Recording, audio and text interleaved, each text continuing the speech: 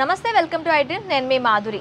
మనకి మోకాల నొప్పులు, చిన్న పిల్లల దగ్గర నుంచి మోకాల నొప్పులు చూస్తూ ఉన్నాం. మరి ఈ మోకాల నొప్పుల్ని ఎలా తగ్గించుకోవాలి చెప్పడానికి మనతో పాటు ఉన్నారు బిఏ వెంకటస్వామి గారు, ఆయుర్వేదం డాక్టర్. తనని అడిగి డీటెయిల్గా తెలుసుకుందాం. నమస్తే డాక్టర్. మోకాల నొప్పులు మనకి ఈ మధ్య కాలంలో చాలా ఎక్కువగా చిన్న పిల్లల్లోనే చూస్తూ ఉన్నాం. సో ఈ మోకాల నొప్పులు అనేవి ఎందుకు వస్తున్నాయి, ఇంతకు ముందు ఎందుకు లేవు, ఇప్పుడు ఎందుకు వస్తున్నాయి అంటారు? ఈ తినే ఆహారం వలన కూడా అవి కూడా వస్తాయి. ఎందుకంటే మెయిన్ మనం తినే ఆహారమే ఆరోగ్యానికి కారణం. ఆ తినే ఆహారంలో ఉన్నటువంటి లోపాల వల్ల, దోషాల వల్లనే మనకి మోకాల నొప్పులు, ఈ కీళ్ళ నొప్పులు, తర్వాత ఒబిసిటీ పెరగడం, బరువు పెరగడం, అనవసరంగా ఎక్కువ తినలేకపోయినా కూడా బరువు పెరిగిపోతారు, అట్లా రావడం, ఇవన్నీ ఉంటాయి. కానీ వాటికి మనం అవి కనపడగానే వాటికి ఒక ట్రీట్మెంట్ చేసుకొని తర్వాత జాగ్రత్తగా ఉంటే మళ్ళీ రావు, మోకాల నొప్పులు ఏమి రావు. దానికి మేము మందులు ఇస్తాం. వాత బ్రహ్మ రాక్షసి అని మాత్రలు చేసి పెడతాం. అవి ఒక నెల 2 నెలలు వాడితే చాలు, నొప్పులు గిప్పులు అన్నీ పోతాయి. ఇప్పుడు ఏజ్ క్వశ్చన్ లేకుండా వస్తున్నాయి నొప్పులు. చిన్న ఏజ్ వాళ్ళకి 20-30 ఏళ్ళ వాళ్ళకి కూడా నొప్పులు వస్తున్నాయి, కాళ్ళ నొప్పులు. రాకూడదు కదా. అవును. అందువల్ల మరి ఇట్లా మందులు వాడుకోవచ్చు. లేదు ఇవన్నీ అవసరం మేము ఏదన్నా మూలికలు విధానంగా వాడతామంటే ఇప్పుడు చెప్తే ఇందాక అతిబలాన్ని, అతిబల అంటే దాన్ని ముద్రబెండ అంటారు, చొత్తురిబెండ అంటారు, బొట్లబెండ అంటారు, దువ్వినిపి చెట్టు అంటారు. ఇన్ని పేర్లు ఉన్నాయి దానికి. ఆ చెట్టు ఎక్కడ పడితే అక్కడ దొరుకుతుంది, దొరకని ఏమి కాదు. అలా ఆకులు తింటే దానివల్ల ఈ కీళ్ళ నొప్పులు రావు, షుగర్ రాదు, ఒబిసిటీ రాదు, ఏది రాదు, అంత పని చేస్తుంది. అలాగే దుసరతీగ, అలాగే తర్వాత ఇది నల్లేరు అంటారు. ఓకే. ఇది ఎంత మెత్తగా ఉందో, దీని పేరు సంస్కృతంలో వజ్రవల్లి. ఓకే. వజ్రముతో సమానమైంది. దీన్ని పొడి చేసుకొని సంవత్సరం పాటు తింటే ఈ ఎముకలు యాక్సిడెంట్ అయినా ఎరగవు. ఓకే.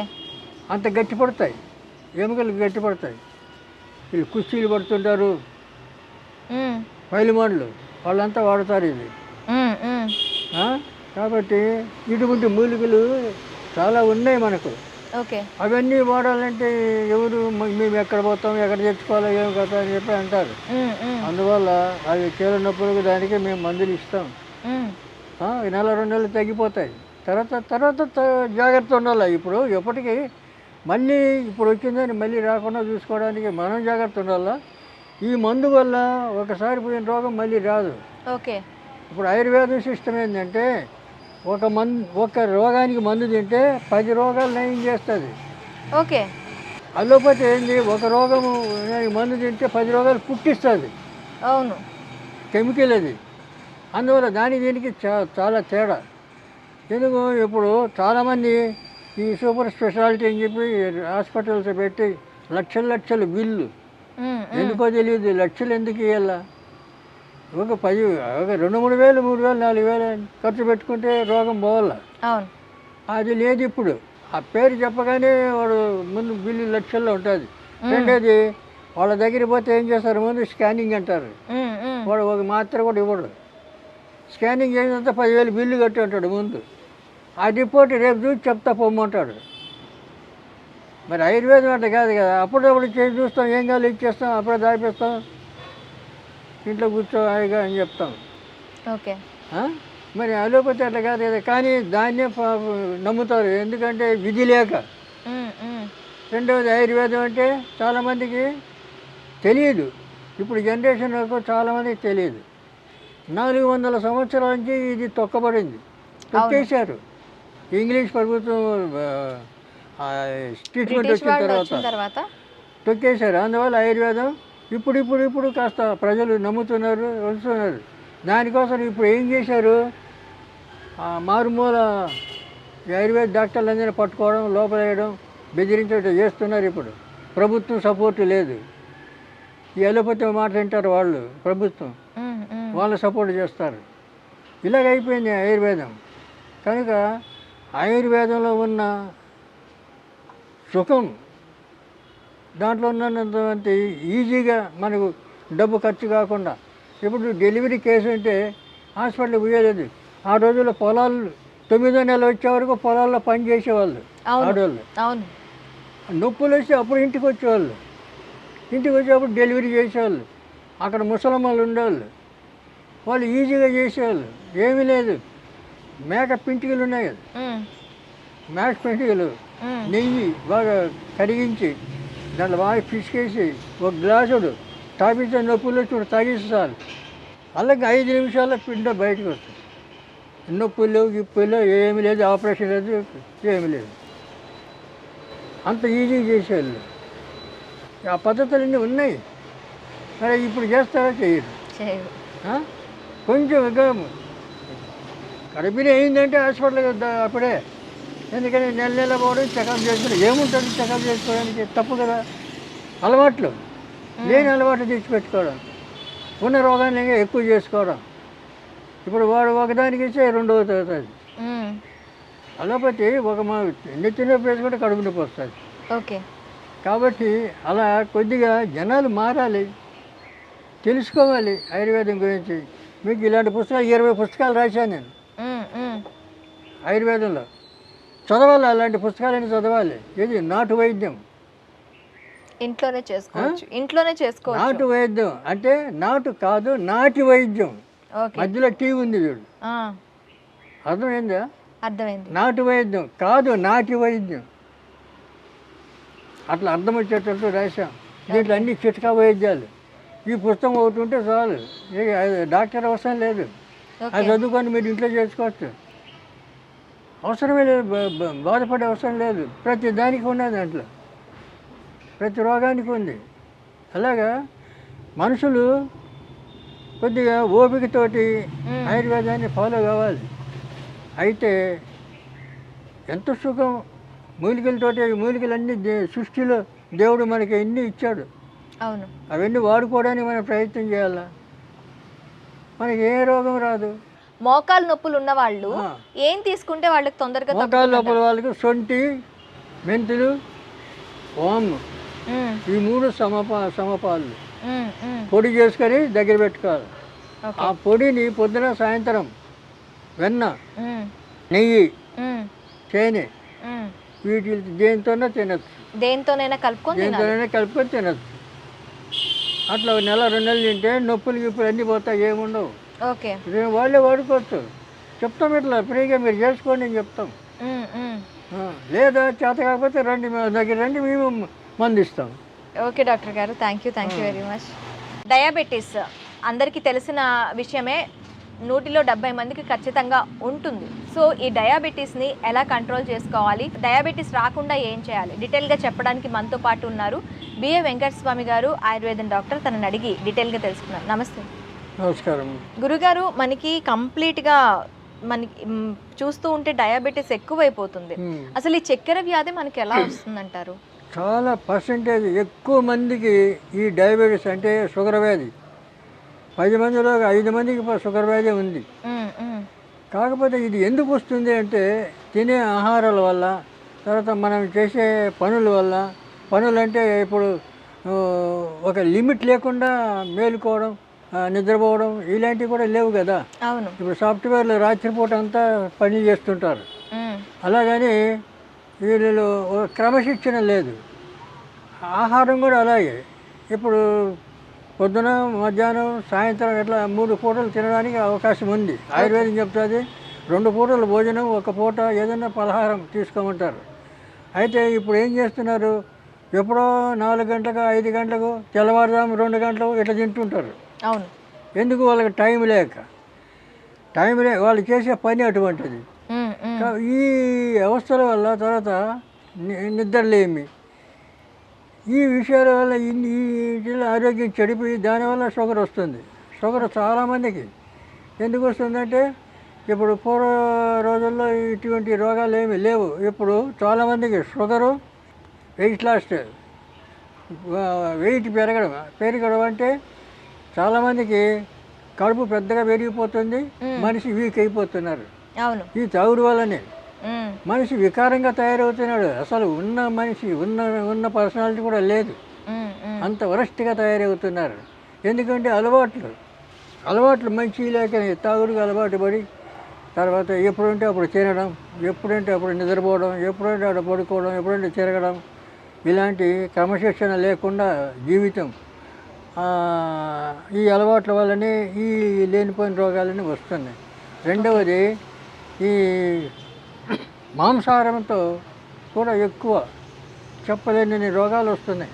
మాంసాహారం కానీ మాంసాహారం కూడా ఎక్కువ తినేవాళ్ళు ఎక్కువ అయిపోయినారు. ఇవన్నీ మానేసి కాస్త సాత్విక ఆహారం అంటే పూర్వ రోజుల్లో ఇంత విచ్చలవిడిగా ఉండేది కాదు. కానీ ఇప్పుడు మాంసాహారం కూడా కల్తీనే. అప్పుడు మాంసాహారం కూడా చాలా నీట్గా ఉండేది ఆ పూర్వం తినే వాళ్ళంతా. ఇప్పుడు అలాంటి లేదు. ప్రతిదీ ఏ టు జెడ్ కల్తీ. పాలు తీసుకోండి, తర్వాత మాంసం తీసుకోండి, అంటే కూరగాయలు తీసుకోండి. కూరగాయలు కూడా ఈ కెమికల్ పౌడర్లు చల్లి కదా పండిస్తున్నారు. అవును. కాబట్టి అక్కడ కూడా ఇప్పుడు కొబ్బరి నీళ్ళు శ్రేష్టంగా ఉంటాయంటారు. కొబ్బరి చెట్ల కింద పాదులు తీసి ఆ పాదుల్లో పౌడర్ వేస్తారు కెమికల్.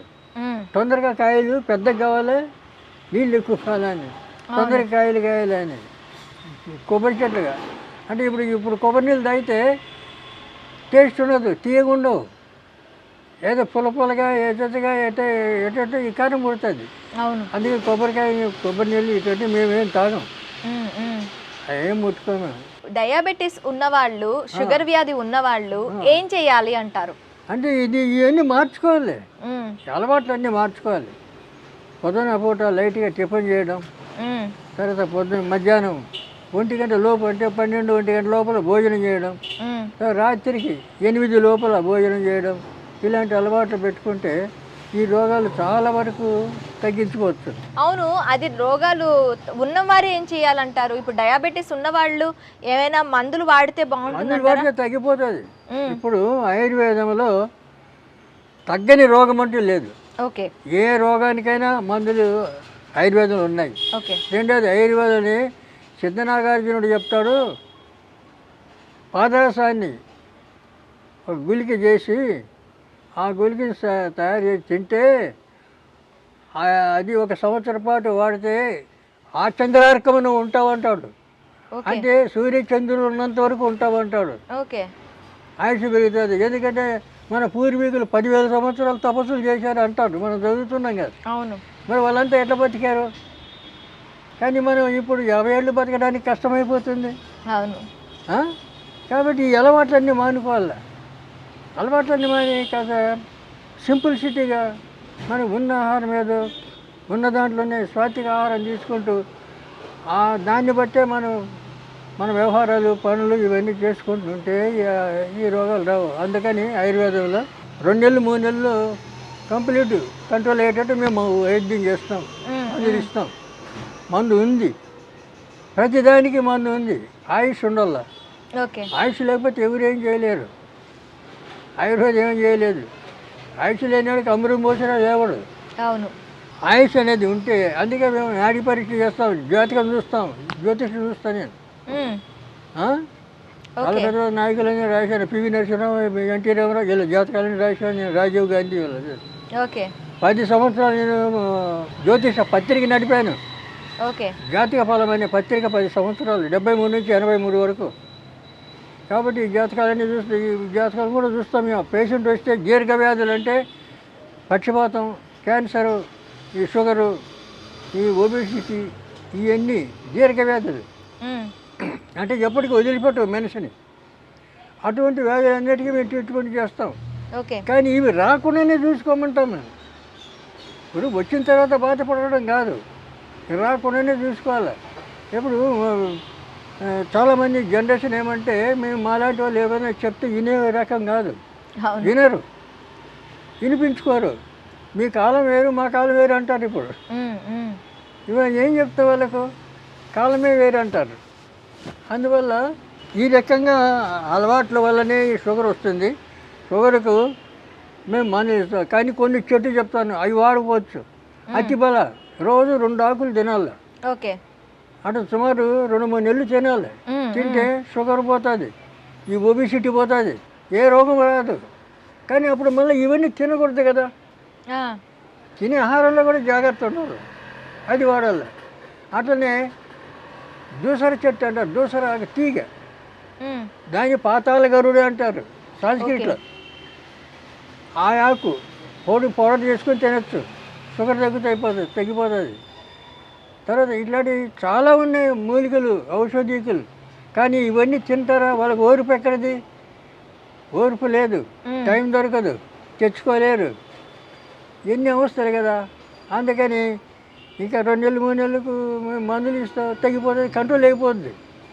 షుగర్ పూర్తిగా పోకూడదు. షుగర్ ఉంటేనే జీర్ణశక్తి పెరుగుతుంది, జీర్ణశక్తి అవుతుంది. షుగర్ అసలు లేకపోతే మనిషి పడిపోతాడు డమాలని. అవును. అందువల్ల షుగర్ కంట్రోల్లో ఉండాలి. ఓకే. అలాగే బీపీ, మాకు ఏ రోగం లేదు ఇప్పుడు, 80 ఏళ్ళు. కాస్త ఎందుకంటే ఏజ్ పెరిగిపోయింది కదా, అందువల్ల కాస్త నడవడం చేయడం కాస్త ఆయాసంగా ఉంటుంది తప్పితే మాకు రోగాలు ఏమి లేవు కదా. అందువల్ల జాగ్రత్తగా ఉంటే దానికి మందులు ఇస్తాం. ఈ చెట్లు మూలికలు, చాలా మూలికలు ఉన్నాయి, ఇట్లా వాడుకుంటే తగ్గిపోయేటి. ఆ మూలికలు కూడా మేము వాడుకోవచ్చు. హెయిర్ ఫాల్ ఈ మధ్య కాలంలో పిల్లల దగ్గర నుంచి పెద్దవాళ్ళ వరకు అందరిలో చూస్తూ ఉన్నాం. అసలు హెయిర్ ఫాల్ ఎందుకు అవుతుంది? హెయిర్ ఫాల్ కాకుండా బాగా ఒత్తుగా పెరగాలంటే ఏం చేయాలంటారు? డీటెయిల్గా చెప్పడానికి మనతో పాటు ఉన్నారు బివి వెంకటస్వామి గారు, ఆయుర్వేదం డాక్టర్. తనని అడిగి డీటెయిల్గా తెలుసుకుందాం. నమస్తే. నమస్కారం. డాక్టర్ గారు, మనకి బాగా హెయిర్ ఫాల్ అవుతూ ఉంటుంది. ఆ హెయిర్ ఫాల్ అవ్వకుండా ఉండాలంటే ఏం చేయాలి? దృఢంగా ఉండాలి కుదుళ్ళు అంటే ఏం చేయాలంటారు? హెయిర్ ఫాల్స్ కూడా మనం తినే ఆహారం నుంచే ఉన్నాయి. ఎందుకంటే తినే ఆహారం వల్లనే ఇక్కడ దీనికి ఈ హెయిర్కు బలం కావాలి. ఆ బలం తినే ఆహారం తగ్గిపోయిందంటే ఈ ఆటోమేటిక్గా రాలిపోతాయి. అందువల్ల డ్రై ఫ్రూట్స్ అప్పుడప్పుడు వాడుకోవడం మంచిది. డ్రై ఫ్రూట్స్ అంటే బాదం, పిస్తా, తర్వాత అక్రూట్స్, ఈ ధాన్యాలు కొన్ని ఉన్నాయి, చిరుధాన్యాలు, అటువంటివి కూడా మనం వాడితే ఇవి ఎంట్రుకలకు బలం వస్తుంది. తర్వాత ఇప్పుడు రాలకుండా ఆపడానికి ఏం చేయాలంటే నల్ల ఉమ్మెత్తు ఆకు దొరికితే ఆకు తెప్పించి బాగా ఇంత ఆకు దంచి 1 లీటరు నువ్వుల నూనెలో మసాలా పెట్టాలి. బాగా మసాలా పెట్టి దింపి చల్లారిన తర్వాత దాన్ని ఫిల్టర్ చేసుకోవాలి. వడగట్టి ఆ ఆయిల్ పెట్టుకొని ఆయిలే అప్లై చేసుకోవాలి, నెత్తికి తలకు రాసుకోవాలి. కాబట్టి ఎంట్రుకలు రాలిపోయిన కూడా వస్తాయి. తర్వాత ఎంట్రుకలు తెల్లకి కావు, నల్లగానే ఉంటాయి, జుట్టు గట్టి పడుతుంది. దానితో ఈ డ్రై ఫ్రూట్స్ ఇలాంటి ఆహారం తినే ఆహారంలో కొద్ది బలమైన ఆహారం తింటే కూడా ఎంట్రుకలు బలం వస్తుంది, బాధ లేదు. ఇంకా దానికి ఇంకా పెద్ద పెద్ద ఫార్ములాస్ ఉన్నాయి, అవన్నీ చేసుకోలేరు. ఇది సింపుల్ కదా, ఒక చెట్టు నల్ల ఉమ్మెత్తు ఆకుల్ని తీసుకొచ్చి పేస్ట్ చేసుకొని అది ఆ నువ్వుల నూనెలో వేసి మరిగించాలంటారు. మరిగించి ఆ నూనె రాసుకోవాలి. తర్వాత ఇంకా గుంటగలగరా, తర్వాత నీలియాకు అంటారు, నీలియాకు ఇలాంటి ఆకులు కొన్ని ఉన్నాయి. ఈ మందార పూలు, కరక్కాయ పొడి, ఇవన్నీ కలిపి క్రీమ్ లాగా చేసుకొని రాత్రిపూట నెత్తిగా పట్టించుకోవాలి. అట్లా 10 రోజులు 15 రోజులు చేయాలి. చేస్తే నెత్తి కడుక్కునే కుంకుడే నీళ్లు కానీ చీకాయ నీళ్ళు కానీ వాడుకోవాలి. షాంపూలు తర్వాత సబ్బులు వాడకూడదు. అప్పుడు కాస్త వెంట్రుకలు పోవు. తర్వాత కొంతమందికి పేను కొరుగుడు అంటాడు, అక్కడక్కడ బ్యాచలు కొరుగుతుంటుంది. దానికి కూడా ఉమ్మెత్తాకు రోడ్ల మీద ఉంటాయి, ఉమ్మెత్తాకు తెల్ల పూలు, ఆకు తెచ్చి మెత్తగా నూరి రాస్తే వెంట్రుకలు వస్తాయి. మళ్ళా పేను కొరుకుడు ఉంటే ఆ వెంట్రుకలు కూడా మనకు వస్తాయి, ఉమ్మెత్తు ఆకు వేసుకుంటే. చేస్తే వస్తాయి, వెంట్రుకలు వస్తాయి. ఇంతగా ఆరోగ్యంగా ఉండడానికి కారణం ఏంటంటారు? మనం తినే ఆహారం కరెక్ట్గా ఉండాలా. తర్వాత మనం టయానికి తినడం, టయానికి నిద్రపోవడం, టయాన్ని బట్టి పని పాట చేసుకోవడం, తర్వాత బలానికి కొన్ని ఈ డ్రై ఫ్రూట్స్ తీసుకోవడం, తర్వాత బలానికి మనిషికి బలం వచ్చేటి ఐటమ్స్ కొన్ని ఉన్నాయి. ఆ ఐటమ్స్ అంటే ఇప్పుడు పాలు అంటే ఈ పాలు కూడా కల్తీనే, ఈ పాలు నమ్మడానికి లేదు. కాబట్టి మనం తినే ఆహారంలో అంటే ఈ డ్రై ఫ్రూట్స్లోనే కొన్ని తీసుకుంటే అవి మనం ఇంట్లోనే లేహ్యంలాగా చేసుకోవచ్చు. చేసుకొని అందరికీ తినబెట్టదు, పిల్లలకు పెద్దలకు. మ్మ్. దానివల్ల బలం వస్తుంది. ఈ ఎన్ని ఫాలో అయితే ఏ రోగం రాదు. తినే ఆహారంలోనే జాగ్రత్త ఉండాలి. ఓకే. తర్వాత ఈ తాగుడు, ఈ తినడు, ఇవన్నీ అలవాట్లు ఉన్నాయి కదా, ఇవన్నీ ఉండకూడదు. ఓకే. మరి జాగ్రత్తగా ఉండాలి. జాగ్రత్తగా ఉండి కల్తీ లేని ఆహార పదార్థాలు మరి జాగ్రత్తగా మీరు రోజు మొత్తంలో ఎలాంటి ఆహారం తీసుకుంటారు? మేమా మ్మ్. లేదు, పొద్దున్నే ఏదైనా లైట్గా దోశ, ఇడ్లీ, తర్వాత ఏదైనా ఉప్మానో ఇలాంటివి తింటాం. మ్మ్. మ్మ్. మధ్యాహ్నం భోజనంలో పప్పుచారు మ్మ్. లేదా ఆకుకూరలు, ఏదైనా ఒక ఐటెం, మ్మ్. పచ్చడి, నెయ్యి ఇవి వాడతాం. మళ్ళీ రాత్రి 8-9 గంటలకు భోంచేస్తాం. ఓకే. అంతే. ఇక మధ్యలో చిరుతలు ఏమని 2 సార్లు టీ తాగుతాం. పొద్దున ఒకసారి, 4 గంటలకు ఒకసారి. మ్మ్. ఇంకా ఏముండదు. ఓకే. డ్రై ఫ్రూట్స్ వాడతాం. బాదం, పిస్తా, ఫ్రూట్స్, తర్వాత అదే సీమ గోరింట విత్తులు మ్మ్. ఇలాంటివి ఉన్నాయి కొన్ని. అవన్నీ కలిపి పొడి కొట్టి పెట్టుకుంటే మ్మ్. అవి వాడితే చాలా మంచి ఎంటుకలకు బలం, కండరాలకు బలం. ఓకే. మనం ఇంకా వ్యాధి నిరోధక శక్తి పెరుగుతుంది. ఓకే. శరీరంలో ఇంకా వ్యాధులు అనేది రాకుండా ఆ శక్తిని ఆపడానికి ఈ శక్తి పెరుగుతుంది. ఓకే. వ్యాధి నిరోధక శక్తి. అప్పుడు ఇంక వ్యాధి అనేది రాదు కదా. అదే ఆ సిస్టంతో ఉండాలి. మ్మ్. అంటే ఏమీ రాదు. ఇప్పుడు ఒక్క పొడి కూడా వేసుకోను నేను. ఇప్పుడు వరకు లైఫ్లో ఎప్పుడైనా అలోపతి మందులు వాడారా? అమ్మా, అలోపతి మందులు వాడారా? ఇంగ్లీష్ మెడిసిన్స్ అలోపతి వాడారా? కూడా మధ్యలో అప్పుడప్పుడు వాడాను. మ్మ్. ఎమర్జెన్సీ ఉన్నప్పుడు ఓకే. ఎమర్జెన్సీకి వాడుకోవచ్చు, మ్మ్. మ్మ్. కానీ కంటిన్యూ చేయకూడదు. ఓకే. రెండోది అదే పని మీద ఇప్పుడు నెత్తి నొప్పి వచ్చింది, ఇప్పుడు ఆయుర్వేద మందు అందుబాటులో లేదు. మ్మ్. అప్పుడు ఏం చేయాలా? ఏదో టాబ్లెట్స్ తెచ్చుకొని వేసుకుంటే కాస్త రిలీఫ్ వస్తుంది. ఆ తర్వాత ఇంకా ఆయుర్వేదం చూసుకోవాలి. ఓకే. అట్లాగా. ఇంకా మీరు ఇంకా ఏమేం వాడుతూ ఉంటారు? వ్యాయామం చేస్తూ ఉంటారా? వ్యాయామం అవసరం లేదు. వ్యాయామం ఎవరు చేయాలా? పనికి వాళ్ళంతా చేస్తారు. అనవసరం అది. ఎందుకంటే వేమన్నా చెప్తాడు, వడలు బడలుగా చేసి యోగులమంటారు మూర్ఖులు. మనసుని కంట్రోల్ చేయలేరు. పుట్ట మీద కొట్టినా భుజంగమ చచ్చునా మ్మ్. అంటే పుట్ట మీద కొడితే పాము చస్తుందా? మ్మ్. కాబట్టి నీ ఆత్మను పెంచుకోవాలి, ఆత్మధైర్యం కావాలి, ఆత్మ బలం కావాలి. కానీ ఈ మనసు చెప్పినట్లా పరిగెత్తకూడదు.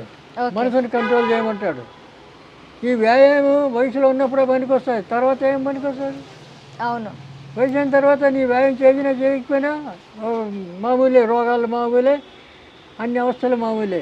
కాబట్టి దీనివల్ల ఉపయోగం ఏంది? అందుకే వద్దంటారు పూర్వం. మ్మ్. మ్మ్. మేము చేయము, ఎన్ని చేయము. నాకు వ్యాయామాలు ఏమో నాకు పడవు, ఓకే. ఇష్టం లేదు. అసలు ఉన్నాయి, శాస్త్రాలు ఉన్నాయి, అవసరం లేదని. కాబట్టి మనం ఇప్పుడు వయసులో ఉన్నప్పుడు అన్ని పనికొస్తాయి.